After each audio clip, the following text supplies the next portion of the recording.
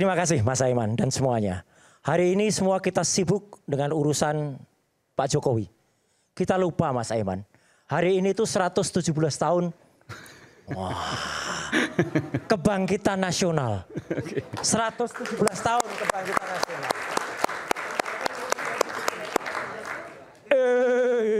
Bumi goncang ganjing terjadi sekarang.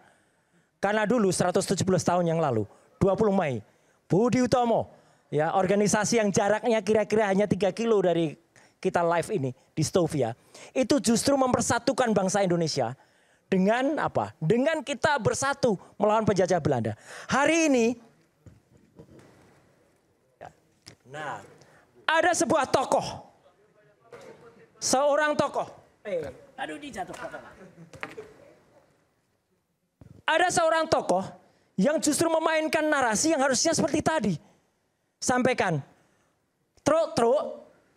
Petro, harusnya kamu tuh tunjukkan. Bahkan sudah disindir oleh Banteng Ketaton. Le kowe iki biyen tak angkat kok gorong-gorong. Tunjukkan saja ijazahmu. Ini pun tidak. Jadi, saya hanya mengulangi saja. Kalau saja dari awal Petro ini sudah menunjukkan sertifikatnya, ijazahnya. Selesai. Dia tidak perlu dalam dunia pewayangan ini dia menunjukkan yang namanya jimat kalimosodo. Jimat kalimosodo dalam agama adalah jimat kalimat syahadat. Kalau dia menunjukkan selesai barang itu. Dan Indonesia akan kembali berjaya Mas Aiman. Tidak itu. Jadi last but not least, saya dukung statementnya Pak Arianto tadi. Mari kita angkat Mabes Polri untuk objektif dan independen. Transparan. Tunjukkan ijazah itu ya. Dan kami akan lihat bersama. Apakah kertasnya sudah diuji dating dengan dating 14. Itu uji untuk kertas. Dan tintanya setidaknya Mas Aiman. Ini baru lagi. Tintanya setidaknya ada 7 tinta di situ.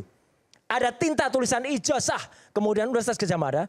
Tinta kedua adalah logo Universitas Gadjah Mada, itu tintanya lain. Tinta ketiga adalah tulisan nama Profesor Teuku Yakob dan tanda tangannya. Tinta keempat adalah tinta ketika dekan, siapa itu, apakah Pak Nardi atau itu Prof. Ahmad Sumitro. Tinta kelima adalah tinta yang untuk cap itu. Dan tinta keenam selanjutnya itulah tinta yang ditambahkan oleh Saudara Sandi. Yang ada ceplokan-ceplokan tadi itu. Kalau ada ceplokan-ceplokan tadi itu berarti itu ijazah reprint. Dicetak ulang. Ceplokan-ceplokan? Iya, jadi dalam ijazah ada gambarnya, itu ada kotor di bawah. Saya minta lagi Pak. Ada kotor. Ini baru soalnya. Saya minta ada kotor. Itu tidak ada pada ijazah asli. Sebentar. Kalau itu ada, nah ini. Yang besar ada yang besar? Ini cukup ini. Oke. Ya. Oh ini yang bawah ini ya? Kalau itu ada, apakah itu memang kertasnya ijazah yang coel atau rusak?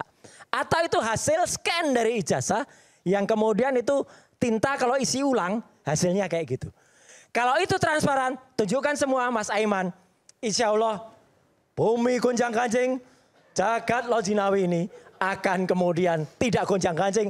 Indonesia kembali menjadi negara yang merdeka dan berdaulat. Terima kasih. Kan udah bukan presiden, nggak ngaruh apa-apa dong harusnya. Nah ini negara. Oke, silakan. Baik, terima kasih, bagus semuanya. Yang tampil di sini ini wah ideal semua, bersemangat dan semangat membela kejujuran, kebenaran dan keadilan. Gitu. Saya kebetulan sependapat dengan tadi kesimpulannya Pak Roy. Sekarang hari kebangkitan nasional. Tapi kita perlu tahu ya, Indonesia sekarang ini lagi dihancurkan oleh kekuatan asing. Musuh kita. Musuh yang tidak senang Indonesia itu utuh, maju. Kalau musuh dari luar misalkan Amerika karena ketekanan ekonomi. Tapi juga ada orang-orang yang di dalam negeri ini yang ingin negara kita itu runtuh. Itu kondisi kita ya. Cara mereka menghancurkan kita itu adalah mengadu domba itu tadi, seperti tadi. Yang dikatakan ada adu domba itu tadi. Coba bayangkan ya. Ini adu banteng Pak. Ya, itu. Bayangkan ya, sampai diadu, tokoh kita diadu domba. dengan meme itu. Ini yang menayangkan itu tidak sadar bahwa kita itu diadu domba kayak gitu itu. Makanya itu saya mencoba menyampaikan ya. Saya senang sekali diundang Pak Iman ya, dikasih waktu. Makasih Pak Arianto. Saya hanya menjelaskan ya bahwa ini gonjang-ganjing ini tadi semua mengaku benar semua. Tetapi kita berbenturan karena memang ada masalah yang menjadikan berbenturan, yaitu tadi cara-cara kita membuktikan kebenaran kita itu yang beda-beda. Yang satunya melalui medsos, yang satunya melalui pakai hukum yang ada sekarang gitu.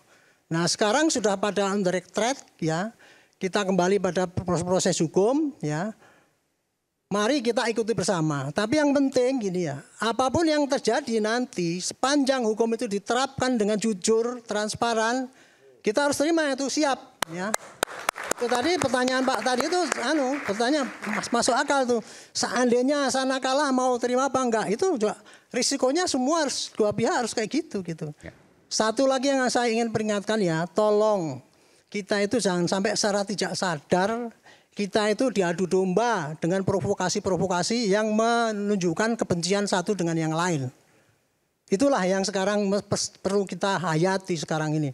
Saya tidak suka ya di sini berdua suka bisa berdebat hebat-hebat, bisa saling mengalahkan. Bukan tujuan saya di sini.